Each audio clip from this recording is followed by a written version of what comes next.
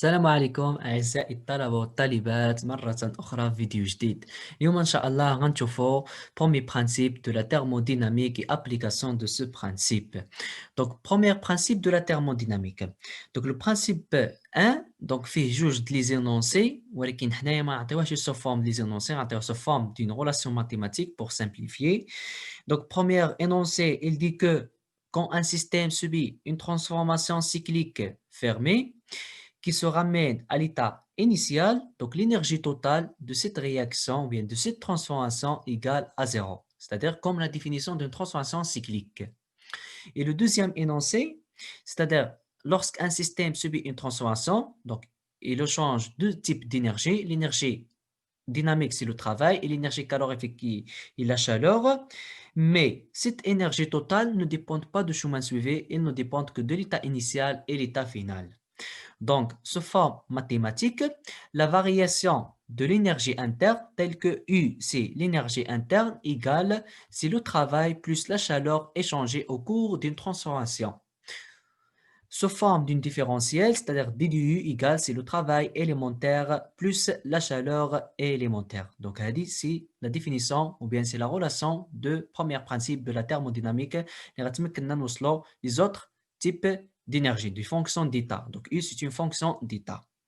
Application du premier principe. Donc, on va appliquer ce principe pour V constante, P constante, c'est-à-dire pour une transition isochore, pour une transition isobare, adiabatique, etc.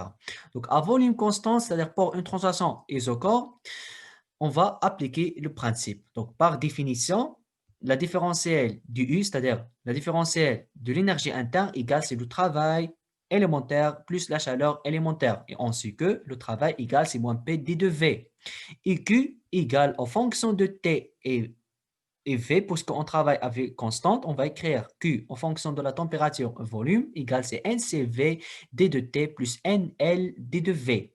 Puisque V constante, puisque la condition d'y aller un V constante implique que d de V égale à 0. Et par conséquent, d de U égale, c'est le travail ou bien c'est la chaleur élémentaire et la notation V puisque le volume il est constant. Femcha le travail puisque le volume il est constant, la différentielle de V égale à 0 et par conséquent, la variation de l'énergie interne égale à la chaleur à volume constante. Donc, la chaleur d'une transformation égale à la variation de l'énergie interne à volume constant et la notation c'est delta U égale à QV. À P constant, c'est-à-dire pour une transaction isobare. De la même façon, à partir de la définition, on sait que d du U égale, c'est le travail élémentaire plus la chaleur élémentaire. Par définition, le travail élémentaire, c'est moins P d de V. Et la variation du Q, on va écrire en fonction de la pression et la température, puisque on a posé que la pression elle est constante. Donc, c'est NCP d de T plus NHD de P. Puisque P constante implique que D de P égale à 0. Et par conséquent, et avec le travail, c'est moins P D de V. Donc, la notation pour Q, on va noter QP, on va tirer l'expression du QP. Donc, D de Q, la variation du QP égale c'est D de U moins le travail élémentaire, c'est-à-dire QP égale c'est delta U moins le travail. Et on va remplacer delta U, c'est-à-dire la variation du U, c'est U final moins U initial, plus le travail, puisque la charge est plus, un moins, mais le moins de travail égale à plus. C'est l'intégrale de l'état initial vers l'état final, PD de V. Puisque la pression est constante, on l'intégrale et on va trouver que QP égale c'est E final moins E initial plus P delta V. Et delta V, c'est V final moins V initial et on trouve que QP égale c'est U final moins U initial plus PV final moins PV initial.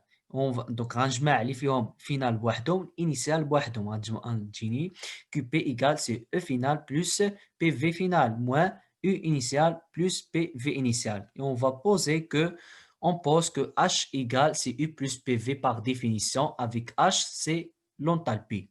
Alors QP égale c'est H final moins H initial qui est égal à delta H, puisque H final moins H initial c'est delta H, et delta H c'est la variation d'enthalpie.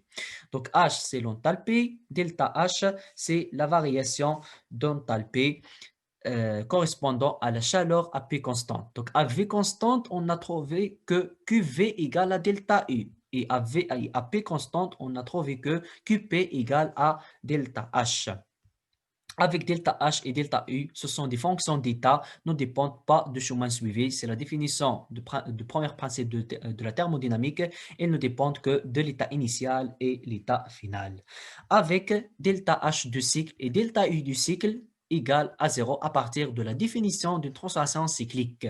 Donc, comme résumé, delta H égale QP, c'est-à-dire à pression constante égale Cn, l'intégrale de l'état 1, l'état 2, Cp d de t et delta U égale c'est QV, c'est-à-dire à volume constante, N, l'intégrale de l'état initial à l'état 2, de l'état initial vers l'état final, CV d de t, avec, dans ce cas, QP et QV, ce sont des énergies correspondant à une réaction sans changement de phase. إن أعجبك الفيديو لا تنسى الإعجاب والاشتراك في القناة.